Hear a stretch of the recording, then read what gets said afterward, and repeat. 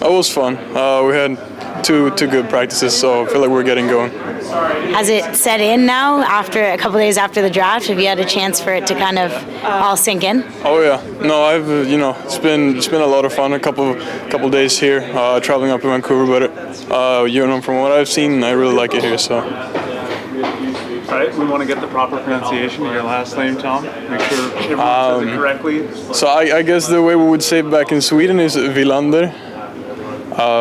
So I guess that's official, but we can work with that. Yeah. That works for us. How did it feel to be out here? How were you getting around in the city, and your first impressions of Vancouver? Beautiful town. We got the mountains, the water, like the skyscrapers. I think it's a great city. I've been out to eat at a couple places, good food, so I'm happy. And then on the ice, how intense was it? That was good. I feel like we're, like I said, getting going good here. I feel like there's a lot of physical contact, in the beginning. I feel like we're getting started really well. So. Is that what you anticipated coming into this? Yeah, pretty much, yeah. Yeah, everyone's hungry. Everyone's looking to make an impression. What are you looking to take away from this experience? Definitely. I feel like there's a lot of good players here. I kind of see where the standard is, but I guess also just try to start up the season and get a lot better. Obviously try to take a lot from here. Knowledge. There's good coaches here, but I guess also to get a little bit of head before the season starts. So. One of the things we heard Jeremy stress at the end was the importance of pace. How did you find the pace out there, and compared to maybe what you would normally walk into at a summer camp? It's good pace out there. I feel like the small rink makes it a bit higher, a little higher pace than it would be on the big rink. A bit more physical, but I like it. So, yeah, no issues with that. I always ask the goalies about adjustments, angles, and things like that. As a defenseman trying to sort of move guys off wing and stuff like that, is there a big difference on the big ice compared to this?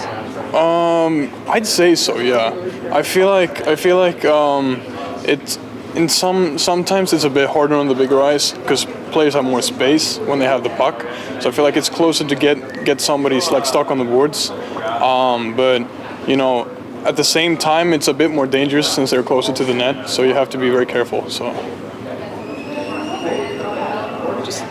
What are you expecting from the Canucks in this situation? You're coming in as a first-round pick. What are you expecting them to give you in this camp? Well, I'm hoping that they give me the same passion that I'm willing to give them. I really like this place. Obviously they took a first-round pick to get me here, and I wanna make a difference here. But hopefully they return that and give me opportunities. I guess so. Yeah. Have they already given you some things that you need to work on for going into the summer? Is that something that has been covered in this first day? Yeah. I was just up for a 50 minutes up in the gym. We're looking at a few things. So, no, for sure. Got a chance to work on the ice with the Sedins. What were your first impressions of those two? Really nice guys. I haven't met them, obviously. I know they're great hockey players, but really nice guys. And I can see that they have a passion for the sport, for sure. So, makes me happy. Seemed like a lot of drills the Swedes were kind of grouping together. Was that on purpose? I guess not really, but we have to speak about the drills, I guess. Just make sure we understand what's going on, so makes it a bit easier. And for you, when was the last time you were even on the ice? With all the draft stuff going on, did you feel a little rusty today, or how'd you feel? Oh yeah, for sure. It was a while ago. Bit new equipment, some weeks off, but I think it's a great opportunity to get going. So. Seems like one of the things that the prospects all do here is cook. How are you as a cook? I'd like to say I'm decent. I can eat my own food, but I usually don't cook for other people. So what's your go-to dish? What's your best thing that you can cook, do you think? I'd say my carbonara is really good. Oh. Yeah. What's a tough one? Oh. Not for you. How much more comfortable are you? We talk about the Swedish history here, the Sedins, Michael Samuelsson, even Johan Hedberg out here today. How much easier does that make it to come in here with so many of them around you and knowing that history? I just think it's fun. Honestly, that's a chance to kind of carry on the legacy. So I feel like that's a lot of fun, honestly.